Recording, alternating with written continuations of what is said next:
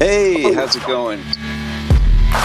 What's up, Eddie, Sonny, Osmonauts, Osmosians, Osmonauts, Osbros, Osmozonians?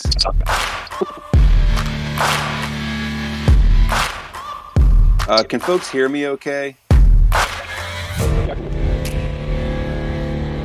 Yeah, I think Eddie is a little bit static. Yeah, I'm hearing that. You're a little staticky, Eddie.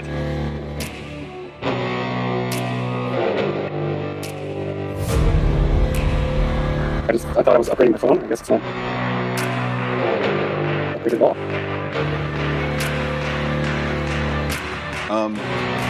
It still sounds staticky, but I could hear your voice in the Matrix.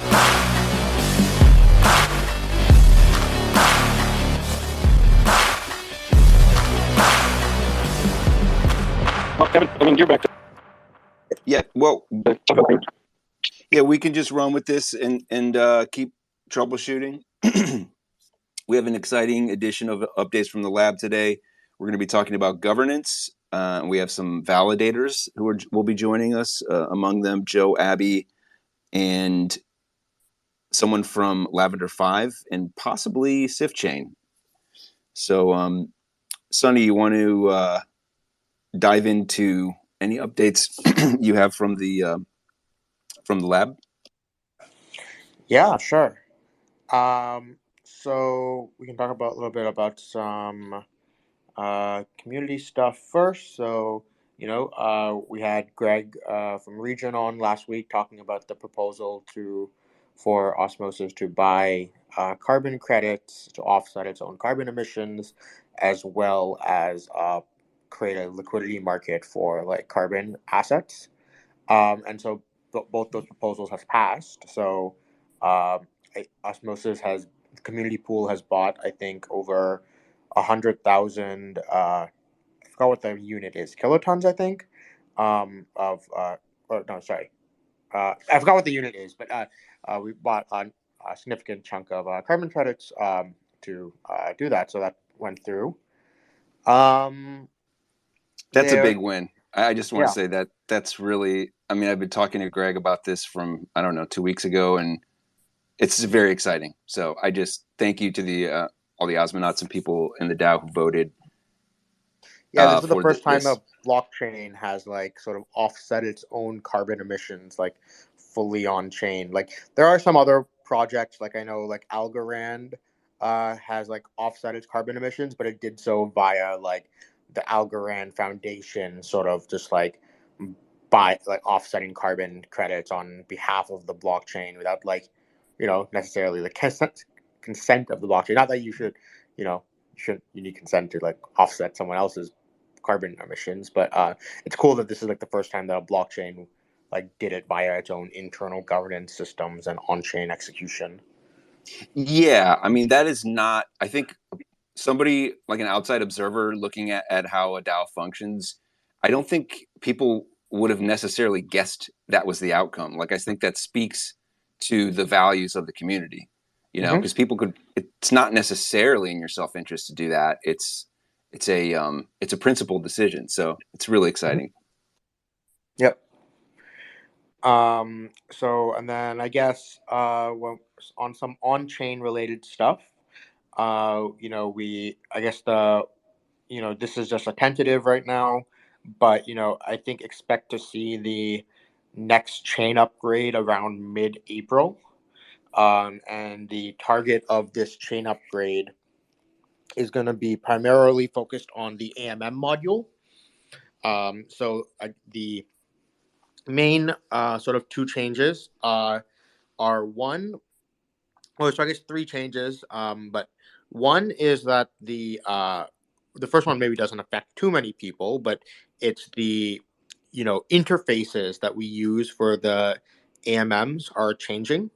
Just because the way you interact with the AMMs currently were like very specific to like balancer style AMMs, and what we've done is like create a general interface so we can implement multiple AMMs. So this is for the number two feature, which is so we can add the stable swap which will be coming to in the next upgrade of Osmosis. But so if you are a integrator for Osmosis, whether you've built a front end, or I don't know, you're running arbitrage bots or anything like that, just be a heads up that you may have to change some of your code just to upgrade your front end to be able to parse the new interfaces and such. So we will have a test net with the new interfaces going up sometime today, or sometime the next couple, maybe today or tomorrow. And if you are sort of like a heavy integrator that builds like external products that integrate into Osmosis, please reach out. There's a Discord channel, so you can be up to date and first to know when there will be like breaking changes to any of the APIs of the blockchain. So if you are one of those people, please reach out. And then the third big change is so this actually has to go through a governance proposal. So which is we'll probably throw up a proposal for this, but this is a new feature basically where this has been in discussion for a while, but basically what's going to happen is multi-hop trades that go through Osmo as an intermediary asset will have like reduced swap fees. So the reason we're doing this is if you look at like the swap fee. So let's say you're trying to trade two assets. Let's say you're trying to trade Luna for stars, right? What happens is you trade your Luna to Osmo and then your Osmo to stars, but each of those steps has a 0.2% swap fee. So on the full trade, you end up paying 0.4% swap fee. And so this makes for example, can make it somewhat uncompetitive. Where or an example would be actually to go from trade Luna to UST. We would also have a higher swap fee, which makes it somewhat the Luna to UST path on Osmosis is somewhat uncompetitive with like that on like Astroport, because it has this multi-hop thing, while the pair on Astroport is a direct pair. But what we're going to do is, if you're doing a 2-hop trade and the intermediary asset is Osmo, then it will cut the swap fee on both in half, basically. So that way, let's say you're doing let's say you're doing UST to Luna, you will pay only instead of paying 0.2% in the first pool and 0.2 in the second pool, you'll end up paying only 0.1% and 0.1% in each pool. So you'll end up paying a total swap fee of 0.2%. And because it's going through Osmo just as an intermediary asset, we can kind of assume that there's not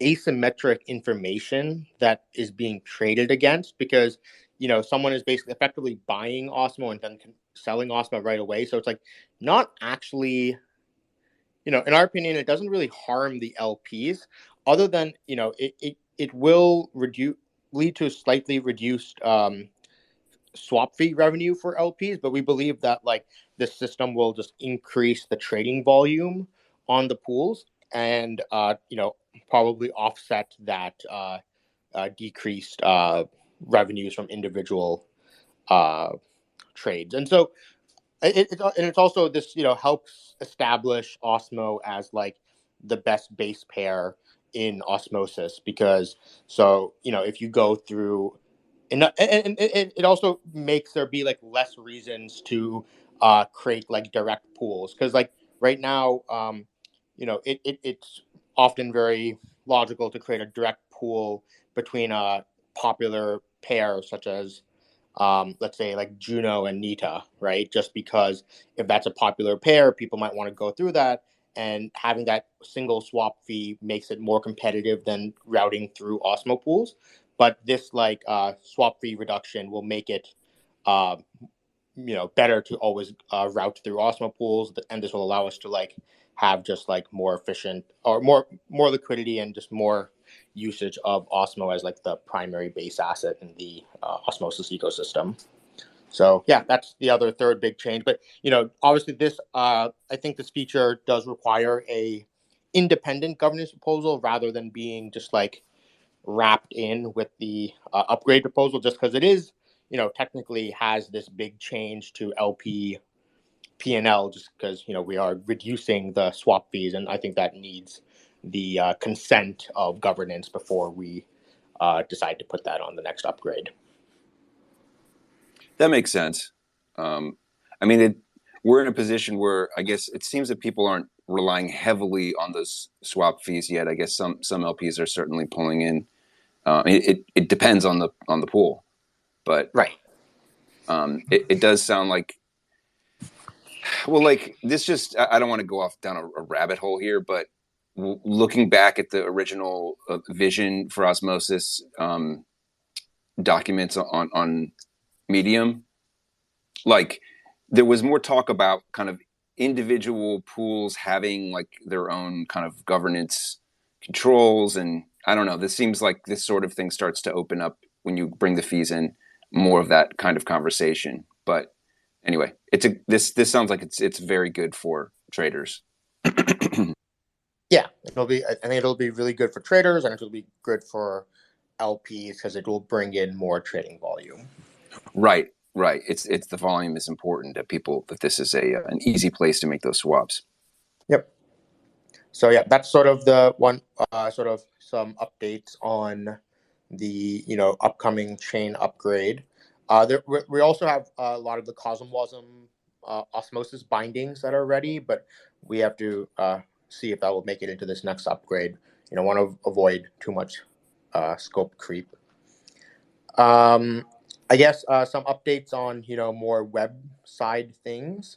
So one is last week we talked about the like Osmosis beta site, where we're gonna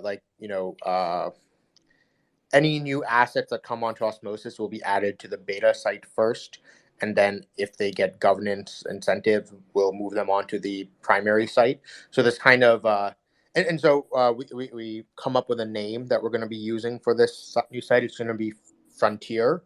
So you'll be able to go to frontier.osmosis.zone, and so it's supposed to be that supposed to evoke some imagery of a it's a bit of a wild west where you have to be careful with the assets that you interact with on the Frontier site, because they don't go through as much it's relatively much more permissionless than the assets that we choose to display on app.osmosis.zone, where we just want to be a little bit more selective to make sure we're not exposing average users to harmful assets. So yeah, just keep a lookout for Frontier. That'll be coming up in the next couple days as well. The info site, if anyone has saw they now have these very powerful trading view integrations. So a lot of traders love to go draw all the fancy lines and curves and everything, and apparently extract some alpha from that. I don't know if it's real or not, but some people swear by it. So I once met this I won't say what fund they were from, but one of my friends, he said like there's this one guy at their fund that like literally prints out the charts and busts out like a pencil and ruler and starts drawing lines on the graph and makes trades based off of that, and yet he's one of the best traders at their fund. So Hey, maybe it works. I know. I feel like the technical analysis crew is like, some people look at them just like you were saying, like they're, I don't know, reading tea leaves or something. But like, and then I see them making like really good plays and trades. It's like there is a method to the madness. Yeah. So, well, if you don't want to be using all your printer paper and buying a fancy ruler, if you go to the info site now, you'll be able to if you go on any of the token pages, there will be a button to switch to expert view, which will have all the full like trading view UI, and you can draw whatever lines you want and try to extract your alpha. So check that out. It's awesome. I've used it. It works. And yeah, I think that it really does make Osmosis more of a trading friendly platform. It's a big shift. Great. And then let's see other updates. I guess another one for like the integrators. There's this new project we're working on called Project Telescope, which is we're basically building a JavaScript library for osmosis trading. Right now, like if you're building a front end for osmosis, it's like painful because like some of the just the JavaScript ecosystem around Cosmos is still very nascent and needs a lot of work to go. But so we're working on a library that will basically you can just make it much more easy to do trades, and that way it'll make it easier for like other projects to integrate osmosis trading onto their own websites and stuff. So maybe you could go to the Akash network website, and they can have a little modal there that lets you buy Akash directly from their site. So that way, just if we have a nice library to enable this, it'll make it easier for more people to adopt adopt osmosis trading into more UIs. Yeah, I think that's. Oh, I guess the last one is maybe Eddie can talk a little bit more about this if he's there. But like the new support site should be going up sometime mid-April. So it'll have a good FAQ, and then a more streamlined ability to chat directly with the Telegram, the admins and support staff that the Osmosis support DAO has been like working on and putting together over the past few months. That's exciting. We've been working on that since last year. So I'm very happy to see that coming to fruition. Or yeah, they were. It's been a goal since the inception of the support DAO. Can you hear me now? Sweet. Yep. Yeah, Eddie, you sound more understandable. Go for it. Oh, great. Yeah, no, the sports site. They were cheap or I was wrong. You're still in robot mode. But yeah, we'll have more information on the support site as one, or I guess the support DAO will, or support ministry. I guess it will have some more information on it as it comes closer to fruition. Support lab, right? Yeah, I think that's sort of the main big things that I wanted to talk about. The Osmosis Grants Program, the governance proposal should be going up today. Maybe it's already up. I haven't checked in the last hour, but once that's up, take a look at that. And excited to start being able to use the community pool. Well, the community pool has already been used for a number of really good stuff already, but sort of streamlining the process and making it be able to be used more rapidly. So excited for the grants program as well. Yeah, that is. So a proposal. There's a new proposal coming up for that. Yes. So there's the grants proposal, grants program proposal has been on Commonwealth for, probably months at this point, actually. Right. But we wanted to make sure it's up there for a while, just because it is the biggest ask from the community pool ever yet, which is it's to set up a 1.5 million Osmo program that will last months to years. And so, so that's that'll be finally hitting the chain today. Okay. That is a big ask, and it's important that the conversation has been going on for, I think it is months now, on Commonwealth. So yeah, if people want to chime in or learn more about that, definitely go to Commonwealth and look at the grants program and what's being discussed there. Now, I'm told that, excuse me, we have someone here from Sifchain, Musenit.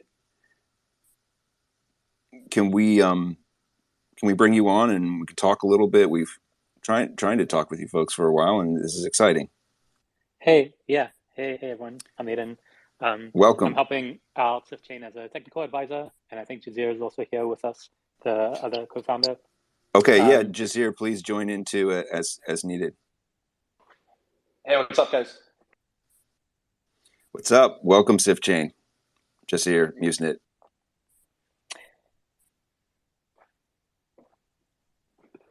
Hey, good to be here.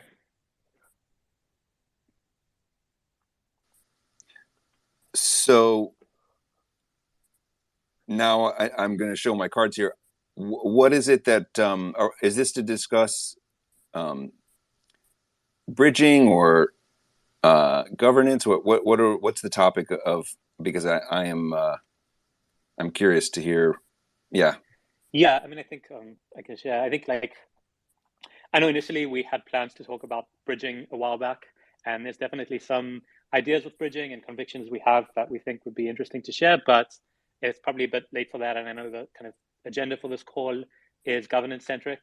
And I think we also just wanted to open up conversation. I think we're both working on kind of Cosmos-based AMMs. I think there's unique characteristics to AMMs running on Cosmos, and specifically AMMs that are controlled by a proof of stake chain as opposed to traditional ones. And maybe we could just riff about governance and kind of AMM specific governance as an intro to the upcoming conversation, as opposed to bridge stuff if that's no longer that relevant. But yeah, just I'm curious your thoughts and as well. Yeah, I mean, look, from my perspective, I'm sort of here because we're at the tail end, really, maybe even beyond the tail end of this conversation around bridging. And for me, I think it's a novel outcome that you created this Frontiers website, which lets you kind of go view assets from these different bridges potentially, rather than kind of saying, hey, there's this canonical bridge for osmosis, given everything that kind of came out, where I still don't see a single bridge that can rule all, given how there's innovation in that space. But the only reason for me to get involved in that kind of conversation is that we care about Cosmos a lot, and we want to see, we're interested to see how cross-chain governance can work, to the extent that osmosis governance affects Sifchain's governance or affects the rest of Cosmos network's governance. We're pretty interested in that. And so, yeah, I think the fact that things have gone, so far since the Twitter stuff and Medium and all that, is probably better, because if we just kind of shoot the shit about, our perspective as Cosmos dexes and chains, we'll probably end up in the long run being able to just make better decisions for the whole, if that makes sense. Yeah, I mean, I will say I do think that I still stand by our view that osmosis should have a canonical bridge, that where we should focus the UX integration efforts and liquidity incentives around but yeah, I at the same time, we wanted to, I guess what we talked about with y'all as well was that osmosis is permissionless, and it's mostly just an issue of the front end, and the osmosis front end is open source as well, so anyone can go fork a copy of it and be able to display whatever assets they want. But the Frontier site was just basically us helping make that easier for more people. So maybe they don't have to host their own front end, but rather they can just go onto this secondary front end, which is not the sort of main display for users. But I do think on the main front, I still stand by that on the main app.osmosis.zone, there really should be only one version of a bridged asset. Yeah, I can understand that, but I think what really matters is this sort of like multifurcation of control of like these platforms. So for Sifchain, we're like, hey, we don't even want to host a front end, right? Like we encourage other people to host front ends and want to, kind of similar to you guys, encourage people to just look at whatever front ends they feel are like most appropriate for their use case. Obviously also borrowing heavily from Thorchain, and that we'll probably have like some sort of incentive model for front end providers, so that they can like stylize them as they want, build in specific features, and then have like referral based models. So the idea is like if we are really good at blockchain engineering, that's great. We want to focus on that. We're not. It's not that we're not as focused on the UX as that we're not focused on the single UX. And you're kind of taking a similar approach where you've pointed to many different front ends, and there's also an official Osmosis front end, which now has like the regular version and the Frontiers version. And I think like whether we agree on like the aspects of like what a DEX should be like, obviously we're working on different DEXs, so there are definitely going to be different opinions. The bigger question is just like, how do we kind of like what at a higher level, Sunny, right? You've been in Cosmos for a little while. What's your opinion on the way that like governance is working for the entire network?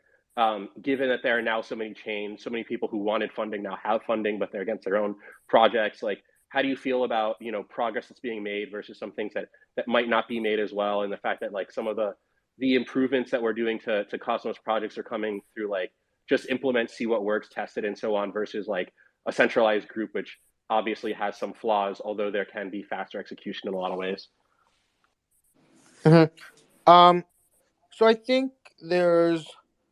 So I guess it's actually related to like sort of the, I guess, other governance stuff that maybe we'll talk about later as well. But like, yeah, I think so. I guess one thing is that when it comes to governance of like protocol development of like what gets prioritized and like things like that, I think that like it's been relatively focused within like the group of core developers working at a handful of entities like the ICF and Informal and the Region Network team as well, because they do most of the Cosmos SDK development. And so, yeah, I think that there's this like ICF Builders program that's in development right now, ways of more projects contributing to, core development. And Osmosis is going to be like one of the, main, one of the Genesis contributors of that, I guess. So that will basically be a way of like, different Cosmos projects contributing to the funding of like core infrastructure development, as well as like, sort of having a seat at the table of like helping like determine prioritization of like different development efforts and things. So I think that's sort of one thing on that. And then the other thing is I do think that like, we do need like also some sort of governance system, less on like future development, but more like a judicial system for like the Cosmos ecosystem.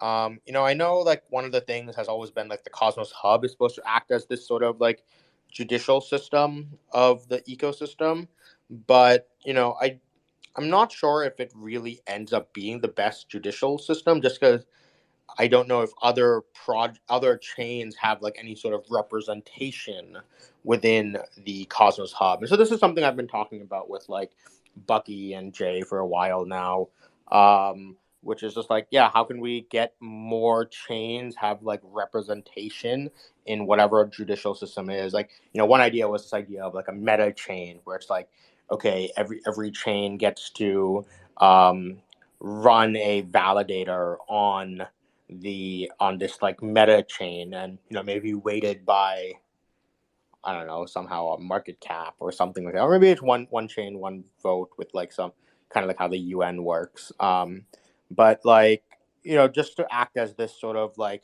okay, well, if a specific chain forks, it'll be nice if everyone could coordinate around which fork we're going to treat as the canonical version.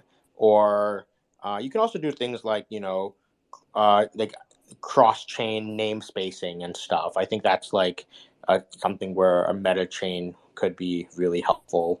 So yeah, I think a meta chain would help solve a lot of this, or still chatting with Bucky to figure out ideas on how we can maybe nudge the Cosmos Hub to act, if there's a way to make the Cosmos Hub be more representative, or otherwise maybe we do have to create some sort of new chain that acts as that decision-making body.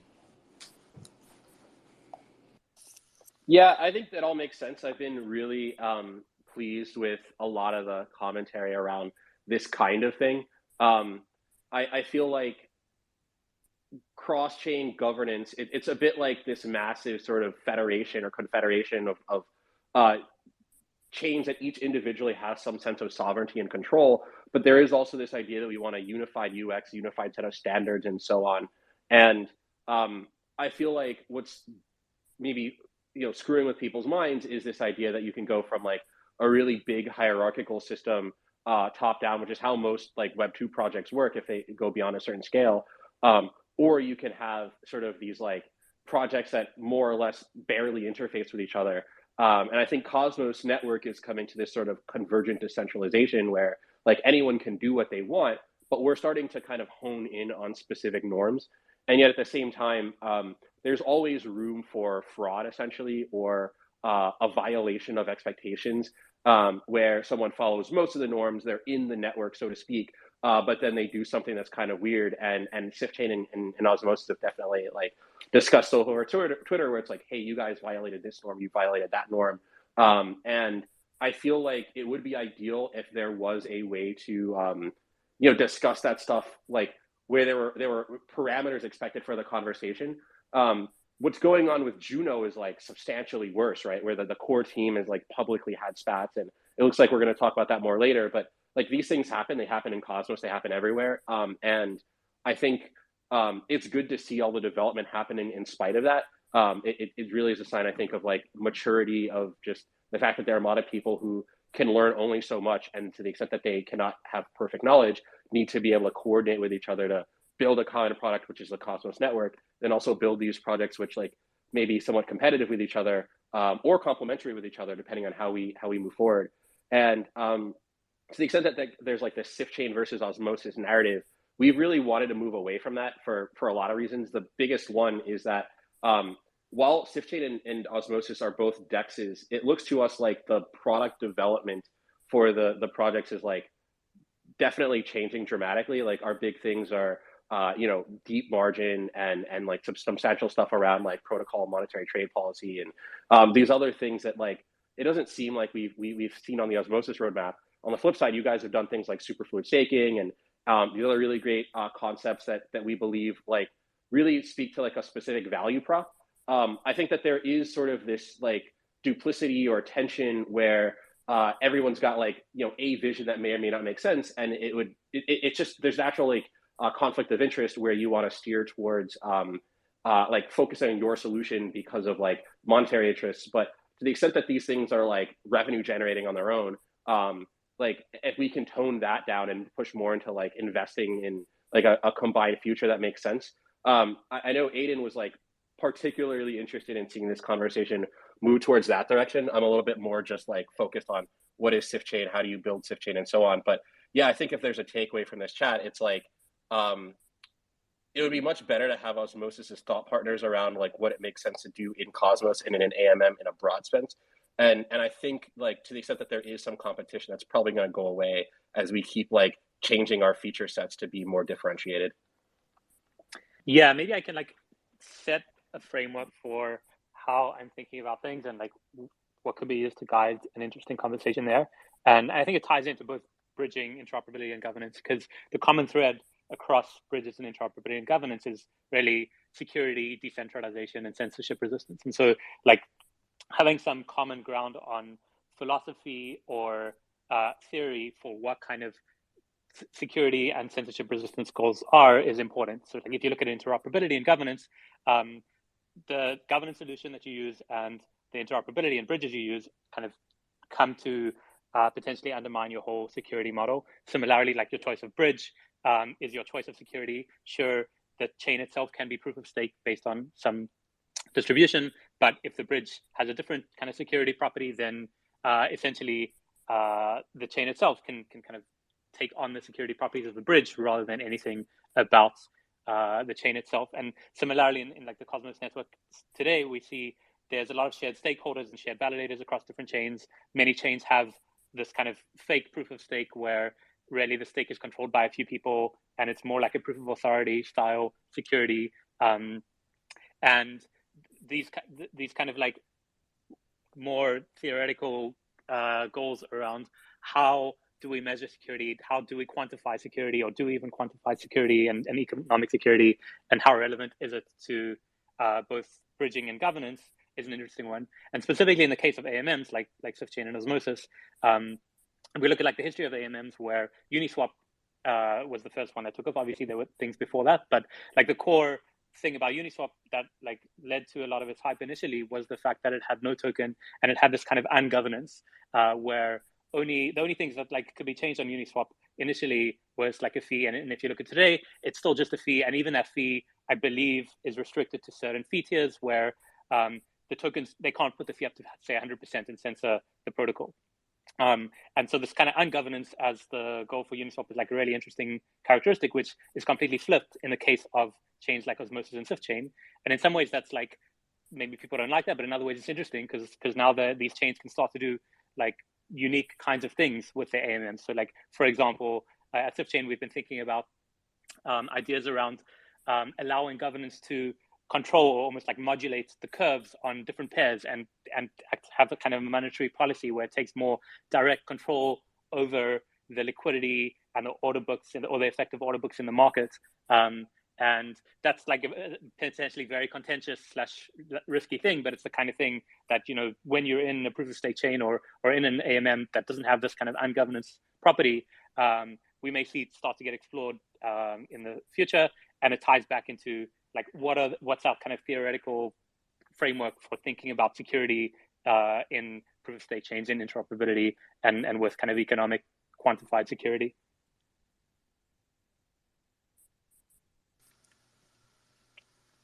Wow. Okay, that was a lot and actually helpful because we've had conversations around these things, and I think it does help to be in the same room, so to speak. We'll call it the same space. So thank you for sharing that. Do you have any thoughts on what their discussions about security and the role AMM role, Sonny? No, not really. Yeah, not really right now. Okay, I mean, the one thing for me, certainly, I hadn't heard that position of the way of positioning Uniswap as having no token and being and what you said. I think it was me who said ungovernance. It's an interesting juxtaposition.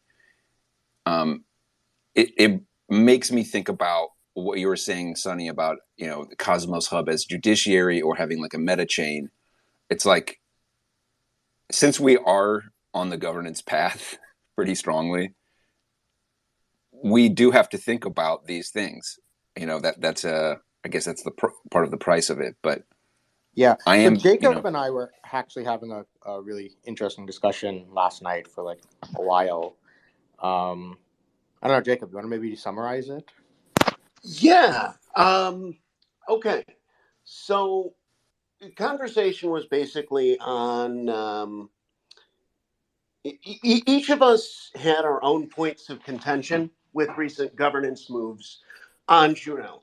And so it sort of evolved into me asking Sonny probing questions and him asking me probing questions. One of them I said, so, you know, to you, is Osmosis money? And his answer, a little bit of a dodge, I guess, but correct. The correct dodge, I think. No, Osmosis is the future of money, meaning that in the future, money itself is going to become a lot less relevant, and you're going to pay for things like, for example, in shares of Apple stock. And he was asking me probing questions like, you know, what do you think about BTC and shouldn't we have that immutability? And I was saying, well, on BTC, I really think that we should. And that because we have the governance module, well, that's why I supported these recent moves on Juno. And we were kind of getting into like trying to distill this into precepts, with one of them being, and this I think was really good point that Sonny made, on-chain versus off-chain. So of course I mentioned Mt. Gox, right, and other centralized exchange rug pulls. Like, so what do we do about that? And he says, well, that occurs off-chain. The state is represented on-chain, and it's off-chain that rug pull occurred, and that the protocol has to enforce the sanctity of that. I don't know exactly where this gets into meta governance, but I would say that our conversation really did lead to, at a number of points, like, we definitely need some kind of constitution. Because one of the things that I said to Sonny was, well, under the current state of affairs, I definitely don't see a problem because governance is unbounded.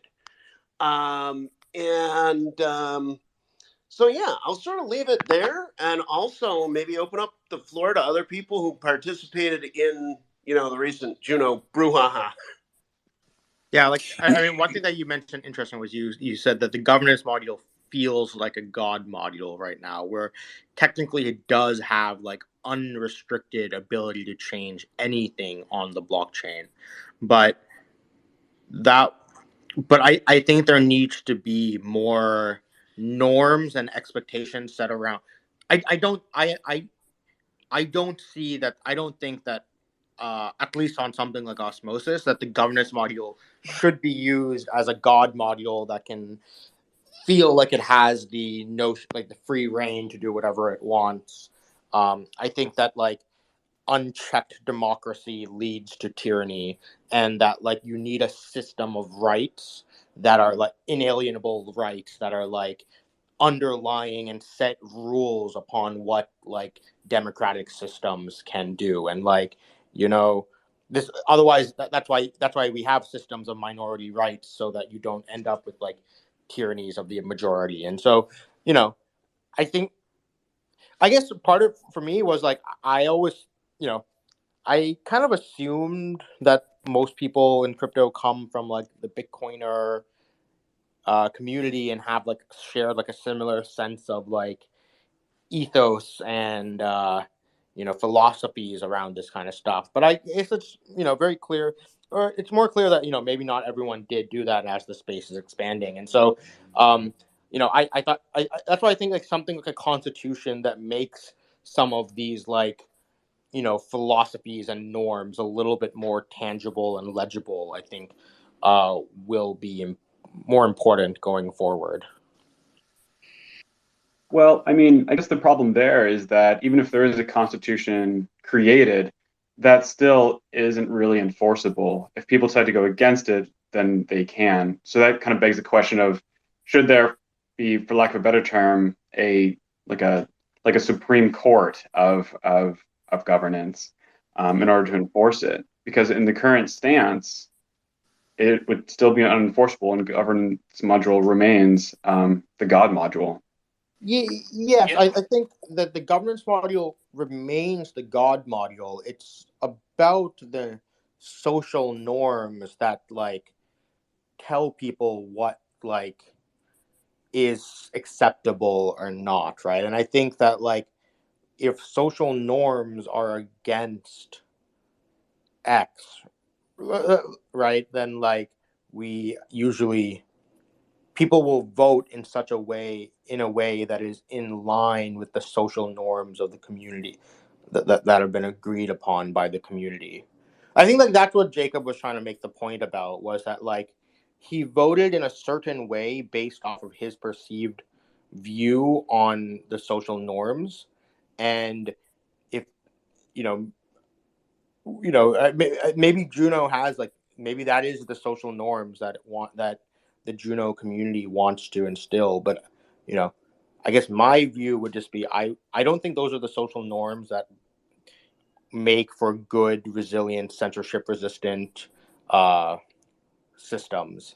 And so, I think that, what I was talking to one of the things we mentioned with Jacob is I think that a theory, governance is for advancing the protocol, not for making changes to existing state, especially for things that happened off chain and out of scope of the protocol.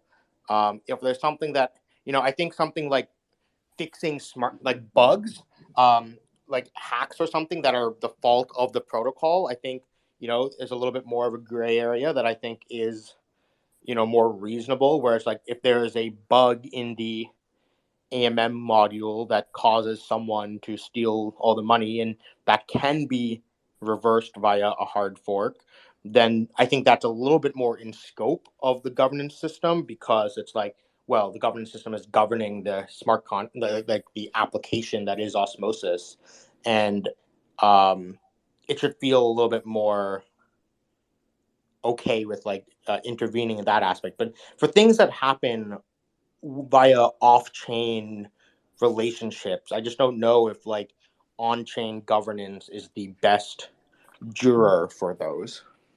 Can you help me understand that through the lens of the Ion Osmo clawback?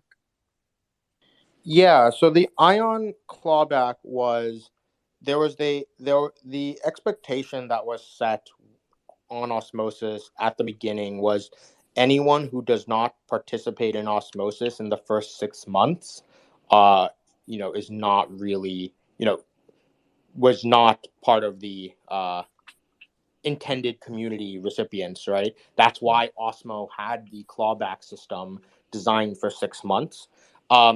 Ions were this last minute addition to the code base 2 days prior to the launch, and there just wasn't enough time to add them, to add that code for the clawback to Ions as well. But I think it was simply putting the Ion airdrop in line with the Osmo airdrop.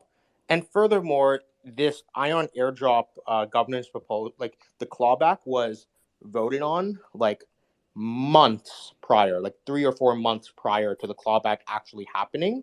And anyone who didn't want to get clawback had to do a simple action, which is make a singular transaction on Osmosis in that 4-month period. Right. And so there was not we are seizing your asset. It was hey, we're going to claw this back if you don't do this action within 4 months, and a simple action. And I think, people who were trying to compare the Juno clawback, seizure to the Ion clawback, I think was very disingenuous, because there was one had a system of preventing the clawback from happening while the other did not. That was a unilateral seizing of assets. I just want to say we've entered the game of nodes portion of updates now that Joe, Abbey, and Lavender.Five, Jacob are here. We have our validators here, so thank you for joining. And obviously, I also just want to say, as a semi-smooth-brained participant in this portion of it, I think that, look, I just think it's unavoidable to assume that there is some component of off-chain behavior and, like Jacob said, sentiment or norms about right and wrong. That it's just I don't know if the current, the code base can contain all of that. And I like the idea of a constitution, even if it fails, as an attempt to get on the same page. When Sifchain, when Usenet and Jazzer were talking earlier about feeling like the conversation between y'all and folks in Osmosis was not the at the tenor that you wanted. It's how better if we're not doing it on Twitter, we got to do it somewhere, and I think this is one semi-tried and true way of doing governance. Like constitutions exist all over the place with the best intentions. So anyway, all right, that's my interjection. I also want to say, can we call it the goddess module? Just out of respect to Sifchain. We can. Yeah. So, Big fan of the Sif goddess, actually. I actually have a question. I mean, well, I have a question about the Sif goddess. We can come back to it later, but I do want to know how you decided on the hypersexualized Disney princess mascot. But we can come back to that. So I actually really like the idea of a constitution. The point that I was trying to make earlier about my concern around it was that I suppose that wording is really hard, and especially whenever you take into account all the different communities that are being involved here, right? If you have a constitution, are you going to bake into it at the start that it's going to be written in, let's say, 100 different languages, or even maybe just the top 10 favorite languages? And if that is the case, then are you going to have like arbiters that are like trained to translate into those languages? And then finally, if you get to the point where that constitution is being used as an attack, for lack of a better word, who's the one deciding whether they're like judging whether the constitution, the wording in it is correct or not? That's my concern. I think that constitution is the right way forward for sure. I really like the idea of one. These are just concerns that I have around having one and what it'll mean for everyone else involved. I think it's really easy to get verbose in constitutions or in rules saying these are the different things we're trying to cover. But the reality is you know, I don't want to say brevity is the soul of wit, because that's not what you want in a constitution, but just that the simpler it can be is the more understandable and communicable it is. I 100% agree with you. I'm not saying it's easy. Like, and like I said, even if it fails, like, I don't know exactly how this works. All I know is that in that discussion of the ion compared, or whatever, the ion clawback compared to this Juno thing, like, there was a heated, I would say at least 4 to 5 month long ongoing debate about all the aspects of Ion's fate with the community. Like, it was the chat version of a constitution, practically, like all these arguments, and not to whatever, I don't want to heighten it. There was a lot of memes and stuff, but so anyway, I think that's one of the differences, was just like a massive amount of community effort was put into, debating and questioning the moves. Yeah. Also, constitutions are very difficult to write. The U.S. Constitution, the convention took 4 months of full-time people writing this constitution, then took another like 2 years to actually get ratified with like the Federalist Papers and Anti-Federalist Papers. Everyone's heard of the Federalist Papers. People should read the Anti-Federalist Papers. They're actually very interesting. Noted. Yeah. It'll it's not so like this idea of a constitution is not something that will happen next week. It's something. Yeah, and it seems relevant, It starts especially with strive towards it. So what was that? Especially with it seems more relevant today as well, especially with shared security coming along on the hub's roadmap and the expectation that at least some chains will tap into this shared security. And if there are ways in which, if we do get to some kind of like written human language constitution, if there are ways to take little bits of that and make it enforceable on chain through code on staking, proof of stake chains, or code in the shared security, it would be interesting to explore that.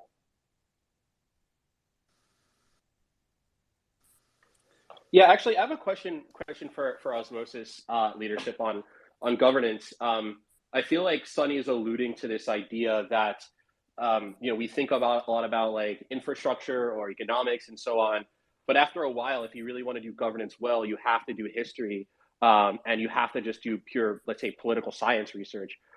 We definitely think about that a lot at Sifchain. We partnered with like MetaGov, EvenGov, these guys who like do nothing but basically research DAOs.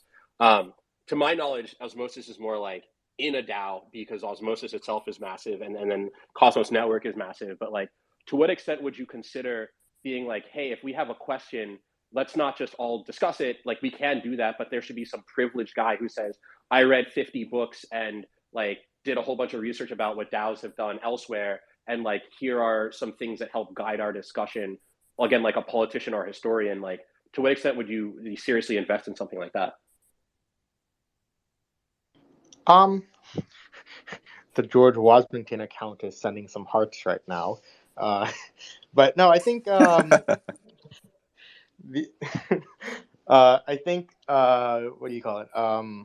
Yeah, I mean, look, I don't know if you should delegate decisions to such a person, but I think leaning into getting advice from such people is always welcome. I think this is in business, people hire consultants for this reason, right? You hire consultants to consult you based off of their swath of based off of their knowledge on expertise in a field. But I don't know if you should delegate decision making to them, but rather you should. Yeah, so I think having more like getting the voices of more people who are like more savvy with history and political science is important. Yeah, it's like I think that in crypto there's this meme that we've solved the hard problems of governance by throwing voting on a blockchain. It's like, no, that was not the voting system wasn't the hard part of human governance, right? It is a whole lot it of turns other. out it wasn't just that. Yeah. Yeah. But yeah, I know. Well, I know. I try to. I'm not anywhere. I studied a little bit. I studied political economy in college. So I'd like to keep up with them. No expert or anything, but yeah, I generally agree with the notion that we should be leaning into like the past learnings of humanity has gone through tens of thousands of years of like civilization, and we've learned a lot of things about governance through trial and error, and like to be folly to like not try to learn from that and try.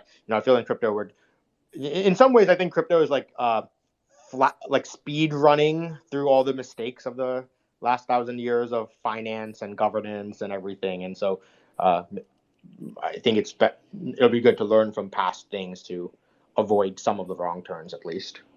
Yeah, and I here's, think here's that like the. I just thought of like a metaphor. Oh, I was actually just agreeing, just saying that speed run take is very likely correct. As an interesting like metaphor from like machine learning and AI.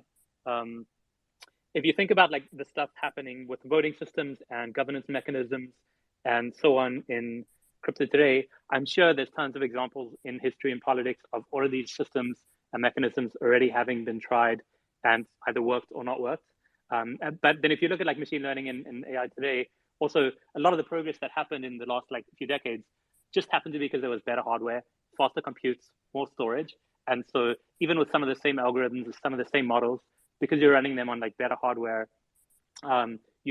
it's not just that it goes faster, but you like make new breakthroughs that could not have been achieved elsewhere. And so like as skeptical as you are towards say like the idea of finding novel governance and social coordination through crypto and through the tools we have today in theory, there's still this idea that like in practice, because we just have better communication tools through internet and through like real-time communication and through communication that can scale many to many way more efficiently.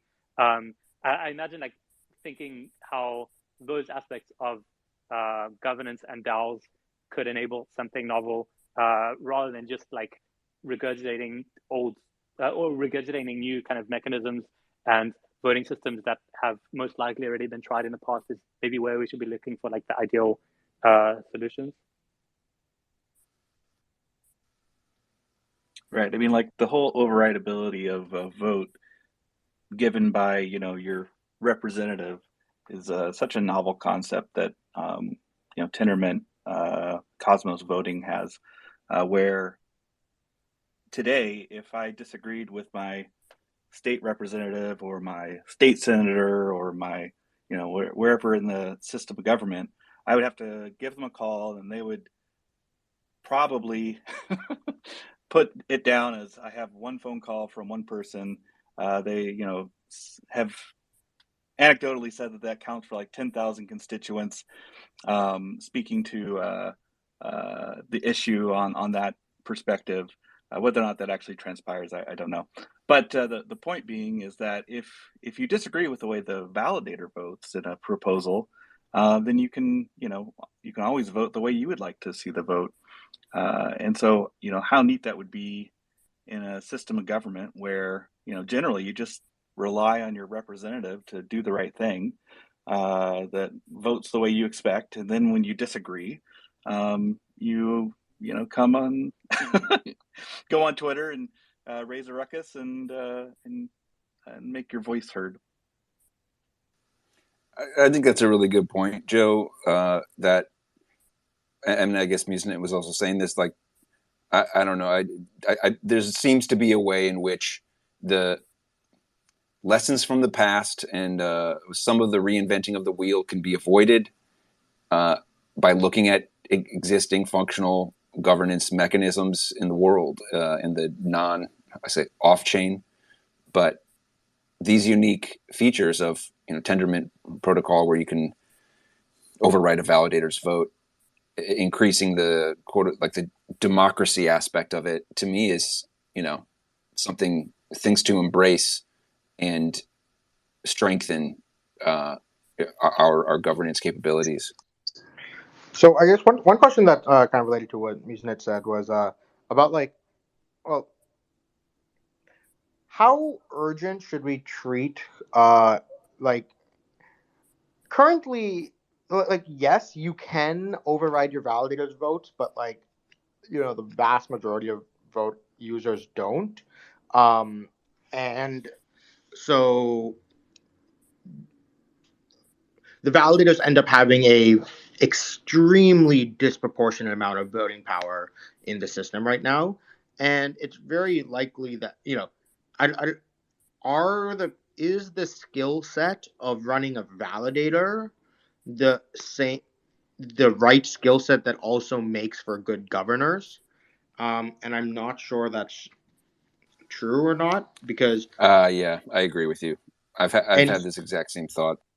Right, and I don't know if it's been on the endless to-do list that is Cosmos SDK feature requests, but the ability to delegate to people other than validators, it's been on the to-do list for a long time, but just never gotten done yet.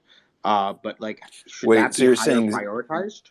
You're saying stake with a validator, but delegate with someone else, or? Yeah, delegate voting power to someone else. I mean, that's a head spinner.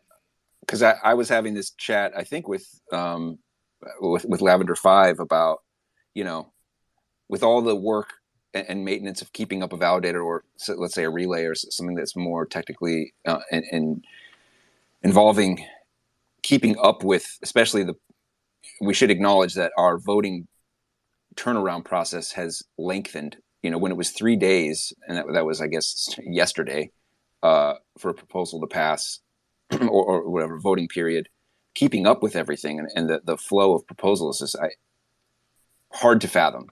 And I could imagine a validator hiring somebody to do all the research and help with vote stance. And so, yeah, what you're saying, Sonny, sounds like that's a way of, I don't know, putting that into the code.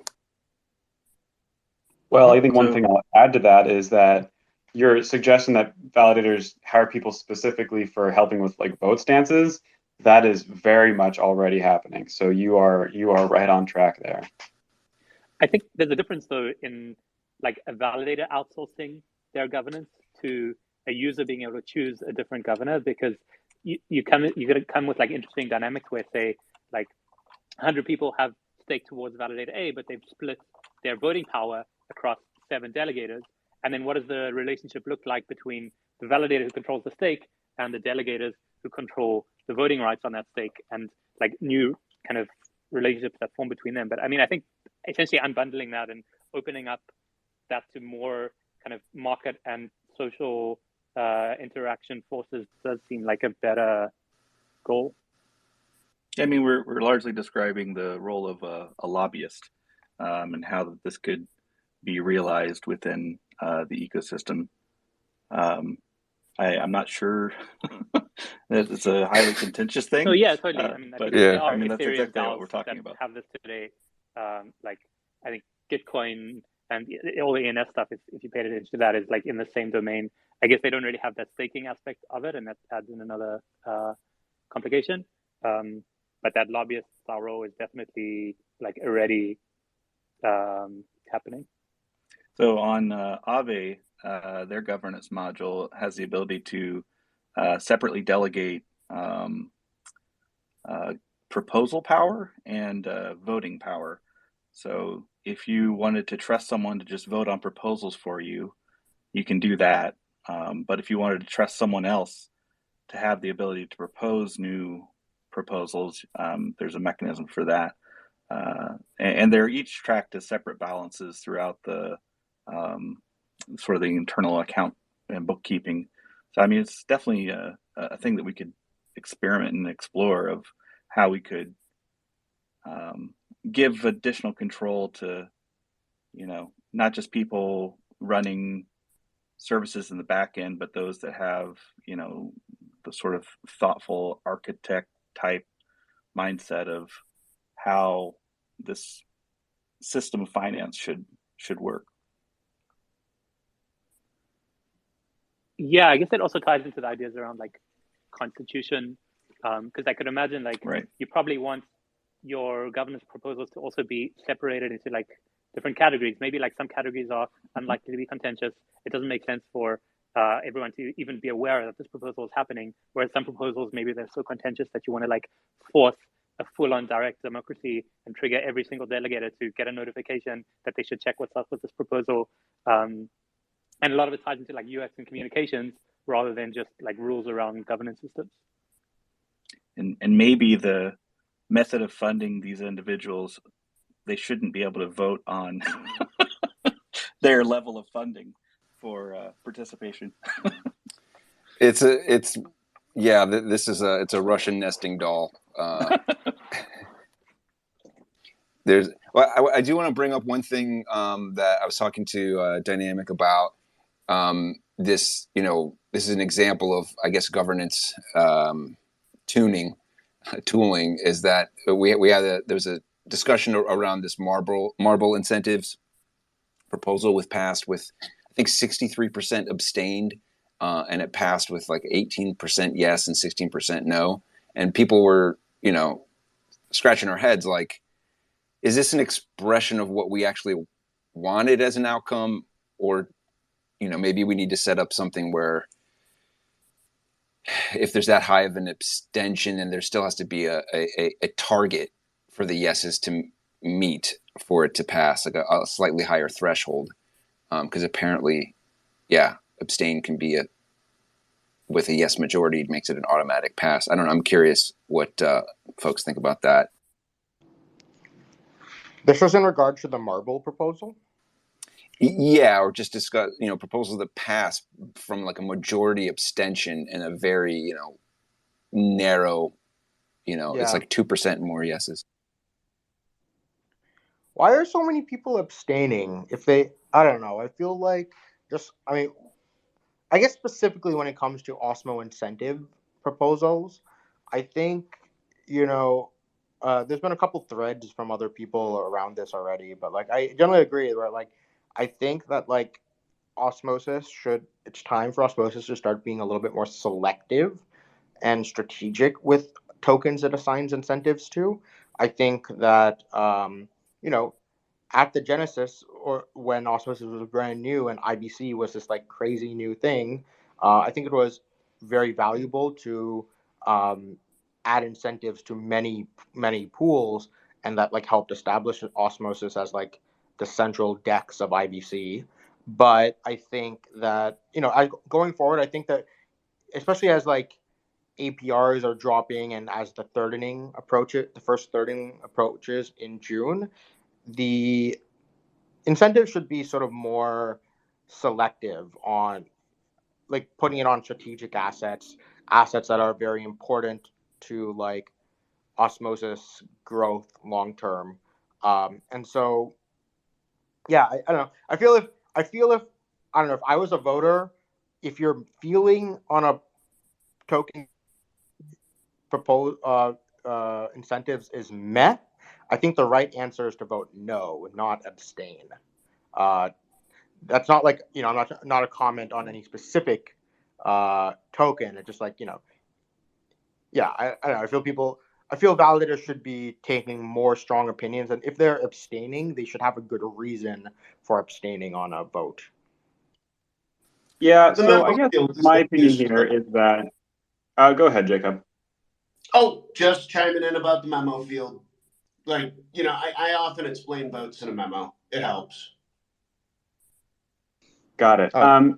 Yeah, so I mean, we typically do on Twitter if it's a contentious vote. But what I was going to say was, the problem there is that you still have this point where validators then need to research every single proposal that comes up for every single chain. And I don't necessarily say that's problematic, but what I think of as a more compelling solution, I suppose, would be, let's say, some sort of community-funded due diligence committee that will investigate a proposal, and they'll put out two documents, one saying this is why we would vote yes, and one saying this is why we would vote no. And then from there, each validator can do a quick read of the due diligence and vote from there. I think that is a more interesting way of handling it. And it would be funded by the community. It would be, I don't know. I'm just throwing the idea out there. No, that idea is a good idea, and it's floated around before. Back when everything was called a DAO, I remember discussing this with, I think it was Dennis Kim and other people in the support lab about, like, we need a governance DAO or governance working group, but the way you framed it, I think is it could, yeah, we need help with the homework. So I have a quick question. Sorry, bro. We have a question from Crypto Muse. Welcome. So thank you. I was just tweeting about this. Sonny replied to my tweet earlier about it, but I hear, Sonny, you are generally opposed, maybe not fully against, but generally opposed to bribing systems in the face of this problem, where we have a lot of people voting yes by default in a lot of these proposals, and when it ends up affecting incentives, they get spread so thin that you're cannibalizing the network, or you're cannibalizing the effects of what you're looking for over the long term. What exactly do you oppose, Sonny, specifically when it comes to the bribing system, and what do you think is a general alternative to that could actually fit in Osmo? Yeah, so I think that I agree that a bribing system would be better than the current status quo of yes by default. But I think basically a bribing system. Technically the current system is also a bribing system. You could go bribe all Osmo token holders right now. But I guess when you say bribing system, you're talking about something more in terms like somewhat, the V-curve model of. The reason the V-curve model works as a good bribing system is that, like, each marginal bribe is impactful because it's based off of what percentage of stake is like voting for your thing to get incentives, and so that makes bribery more effective. I don't know. So I would just say my main contention here is just that I think bribery-based systems encourage people to do things based off of short-term profit rather than long-term strategic decision-making, which is maybe not what we want. So as an example, let's say, we have our bridge up very soon to Ethereum, and I hope people would generally agree that an Osmo ETH pool is a very important strategic pool for Osmosis's growth, right? Because, we're going to be the interchain DEX. We definitely have to have a deep liquidity pool for, like, ETH, right? But who's going to do the bribery on behalf of that pool? I don't think Ethereum doesn't have a governance system that does it. I don't think the EF is going to go do it. So it's like, but I think that's on Osmosis to basically say like, yes, we see that as a strategic thing for Osmosis's long-term growth, and that's why we want to make sure there's a lot of incentives being put on that pool. And that's what I'm trying to avoid in like letting something go at least 100% towards a bribery-based system, because you need to have some portion of incentives that are just like designed, that are more, Osmosis should be using them for the things that it finds important. So that's my main thing. I feel that. Yeah. I hear the criticism. I think it's a very valid point. You don't want to create a very, very, let's say, sharkish behavior system, very short term, week by week, or day by day, however you do it, where there's just incentives just to pick a pool just for just that, but it doesn't reflect the actual needs of the entire ecosystem that exists on Osmo. And so I raised that question because I was thinking about that, and I'm looking at other spaces and other ecosystems that are doing it with general great success. I feel that there could be a middle ground that exists there for this kind of system to exist, especially as Osmo is now maturing as a flagship DEX versus where it was right at the beginning. Yeah, and we do have and I think it's okay to allow some, more quote bribery-ish systems. Like, arguably our external incentive matching is a type of bribery system, right? Where Osmosis is like matching incentives, the external incentives that other protocols are putting on top of Osmosis. And so that's like kind of just trying to encourage more external incentives coming to Osmosis. And, maybe it is possible to like have a portion of osmosis incentives be decided by like a V-curve style model, while still I would prefer to keep the majority still like for more strategic decision making.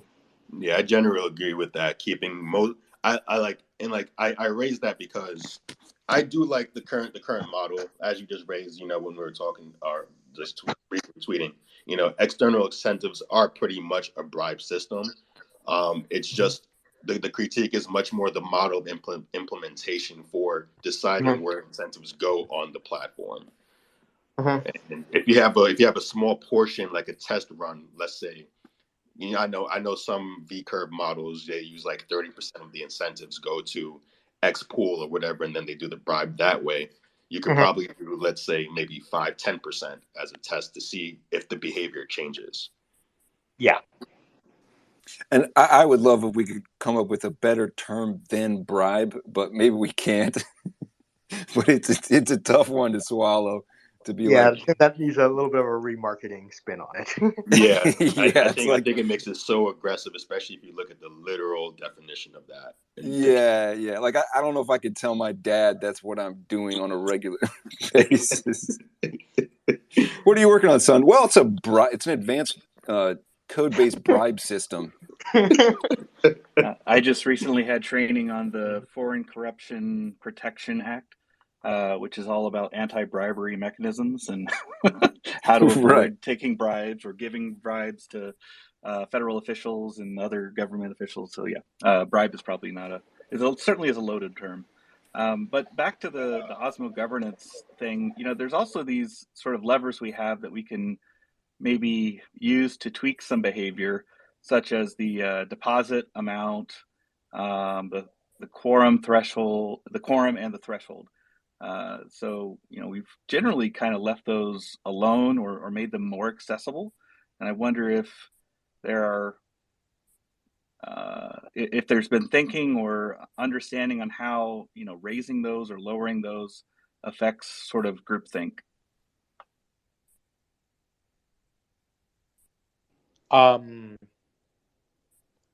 So I mean, on Osmosis, the quorum is, I guess, lower than many chains, just because our voting period was shorter. I guess one parameter that I would like to change is increasing the voting period. The voting period on Osmosis was set at 3 days initially, primarily because at Genesis we wanted to make sure we could get incentives turned on as quickly as possible, and we didn't want to wait 2 weeks after Genesis to get the first Osmo incentive proposals up. So I still don't think 2 weeks is. I think maybe a little bit too long. Ideally, the right thing to do is be able to sort of like segment like different types of proposals have different voting period lengths. Like maybe software upgrade proposals should have longer voting periods than like pure text proposals or something like that, or maybe even offer the proposer to have like some optionality of like should this be a 3-week voting period, 7-week, or 14? Sorry, 3 day, 7 day, or 14-day voting period, and have a system for like voters to choose to extend the voting period. I actually had a design for this that I like worked out. There's maybe a spec floating for it somewhere on GitHub, but like if you think that a voting period should be extended, every validator has the option to like extend the voting period a little bit. So that's one option that we could do. But I think in the very, very short term, I think we should at least extend the voting period from like 3 days to like 5 days or something like that, just to have a little bit more breathing room to discuss proposals. Wait, didn't a proposal just pass to that effect? Oh, did it? Amazing. I know that we were testing this on testnet last week just to make sure it doesn't break anything, because I don't know if any Cosmos chain has ever changed its governance voting period live before. So I think we were testing it on the testnet. But oh wow, you're right, it passed. Amazing, cool. So I guess that happened. Yeah, just this is informative for everybody, Sonny. This is informative for everyone to know. I do not control governance because I'm not even fully up to date on what's happening on Osmosis governance, apparently. I was going to ask why we slowed the voting period down, but I think you just answered it. So I just wanted to also, this is kind of a shout out and also just a mention of, there's an Osmosis proposal checklist, which I just tweeted it out. I know that Dynamic Eddie worked on it with some other folks. I love this idea, and it's in the realm of, I guess, the norms that conversation that Jacob brought up earlier and that we've discussed. Like, if maybe even if it's not a constitution yet, because it's going to take months, years, time. Like finding ways to communicate the norms of what the community expects, more so than just Twitter battles, I think could be beneficial. Yeah, I think that checklist was really helpful. Cool. I guess maybe I don't know if anyone from the audience has anything. I think the people up here have been talking a lot. Yeah. Good point. And the Crypto Muse had a great question. If anyone else, please. I think. What up, NTG? Welcome, NTG. Do you have a question or a comment? I've got a question, which is related to governance and I guess bridges, and obviously appreciate there's some people on the call already that have some of that.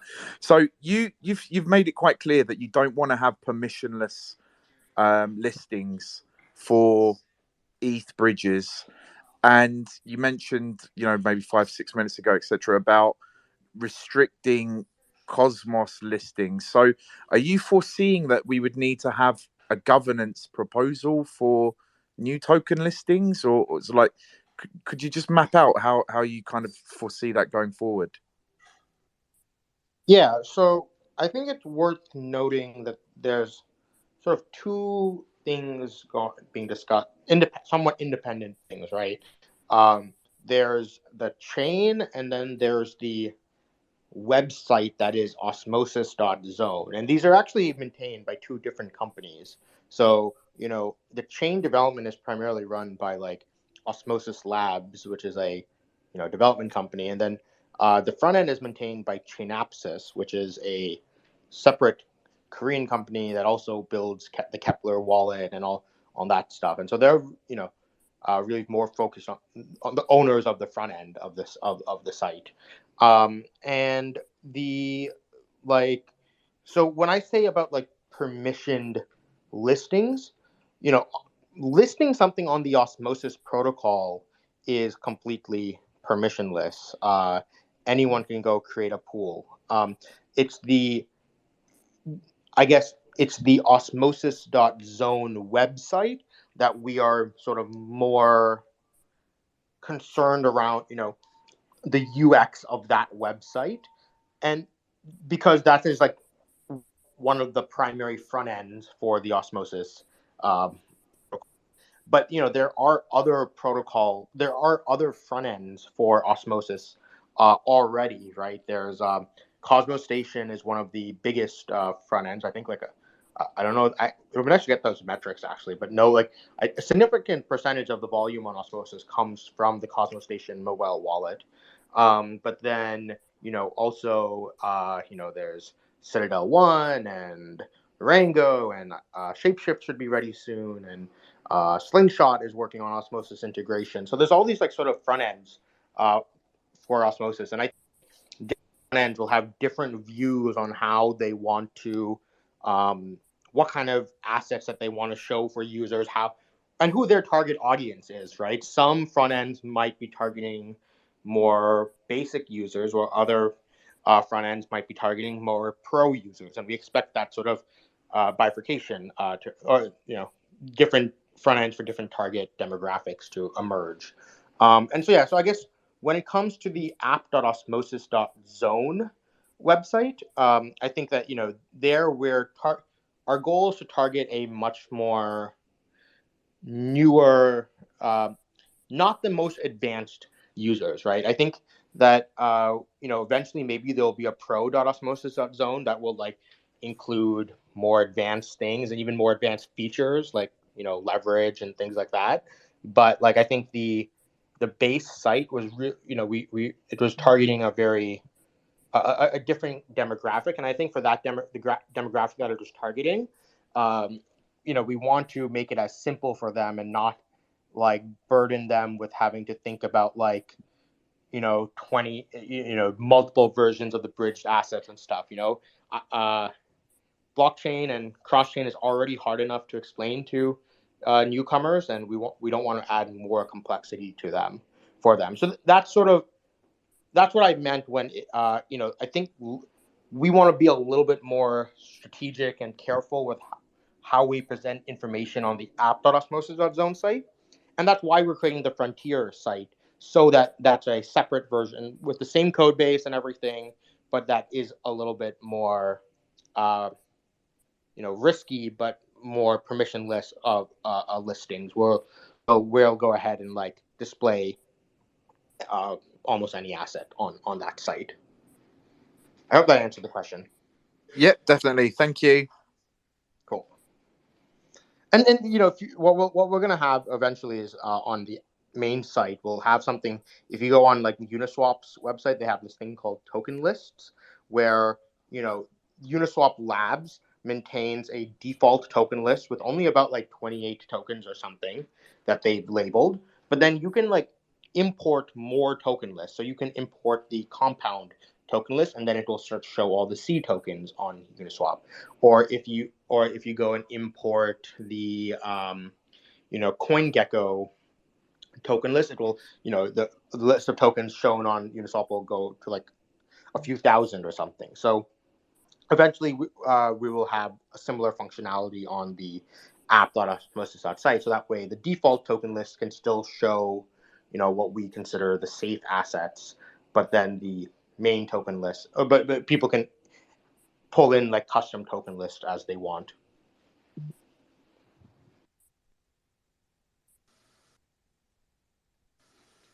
I actually have to jump on to another call right now, but so thank you all for joining us. Wait, we have one last question, I guess, from Juno Jerry.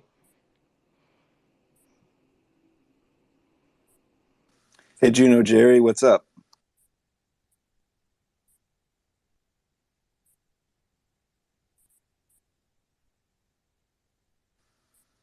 Oh, hey, Juno Jerry, do you have a question or a comment?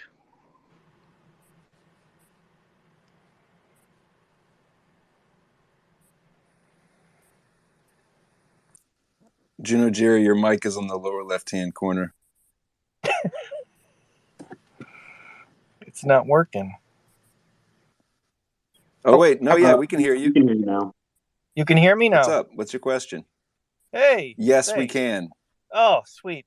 I just, I might have missed it because I tuned in late, so my apologies. But I was wondering, as far as osmosis goes, it's so smooth, and it's like, you buy your atom, you get your Kepler, and osmosis. Is there any data as to new customers, new wallets that are popping up? What kind of growth are we seeing? Because we all kind of guide newcomers to osmosis to learn more about the ecosystem and learn more about tokens. Could you share about the growth that you're seeing within Cosmos and within osmosis? Yeah, I mean, I guess you can look at some of the, if you go on the info site, that's where you can see a lot of the metrics like map of the volume and liquidity and stuff. Map of zones is really good because they have this they track monthly active addresses, and so daily active, weekly, and monthly active addresses, and so that's a really useful thing to just see how the number of active users is changing over time. I think looking forward, I think the next big market where we think is going to be sort of the once the Ethereum bridge integration is done. Really, sorry, some weird noises. But basically, especially with doing cross-chain swaps between EVM chains, it's sort of a big focus for us in the next couple months, where in being able to swap, say, ETH for AVA on Avalanche, right, and making that process as smooth as possible is something that I think is going to be the next big driver of bringing new users into using osmosis.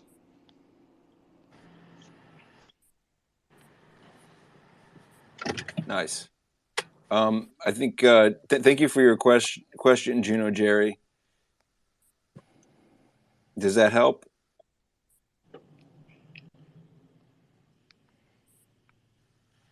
Okay, I'm going to take that heart emoji as a yes. You still have your mic on, so we can hear you putting your seatbelt on. It's nice to know you're being safe. Am I still? You can still hear me? Yeah, we can. Oh my gosh, I'm so sorry. It's all good. I do speaking all the time, and here I'm in the car line to pick up my kids. My apologies. I thought no worries.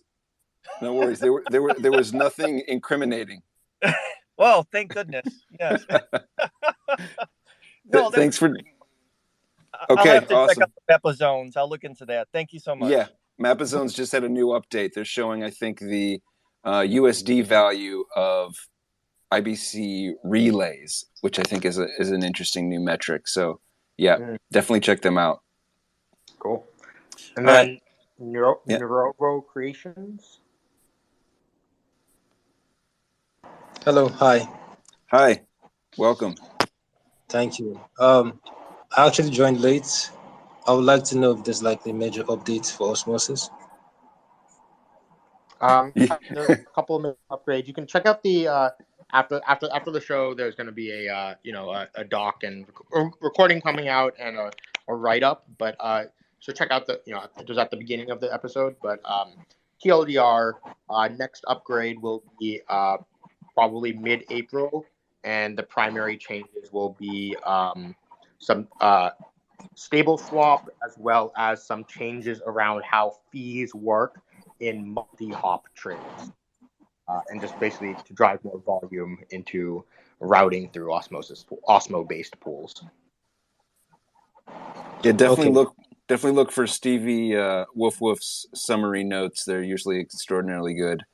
Sonny recapped it. This has been one of the longest updates ever. So thanks everyone for hanging in. Thank you, everyone. Finally we met Sifchain. Thanks for coming on board, and thanks for all the folks from the Game of Nodes joining us. This is definitely an ongoing conversation. There's so much to unpack with the governance. So this was a good addition. Thank you, everybody. Okay. Thank you for having Can us. I suggest? Oh, yeah. Can I suggest something quickly? Oh, Just sure. quickly. Is it possible to get osmosis on EverSwap? On what swap? EverSwap from Everrise. From Abba? Was it Abba swap? I heard.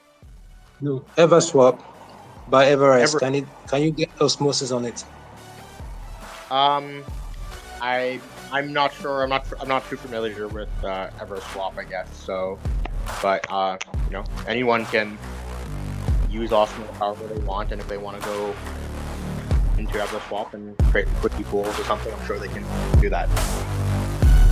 Okay, you should look into it, because if you do use that, it doesn't affect your price in a negative way. So that's just all I can say for that. Thank you. Thanks. Bye. Okay, fair enough. Thanks, everybody.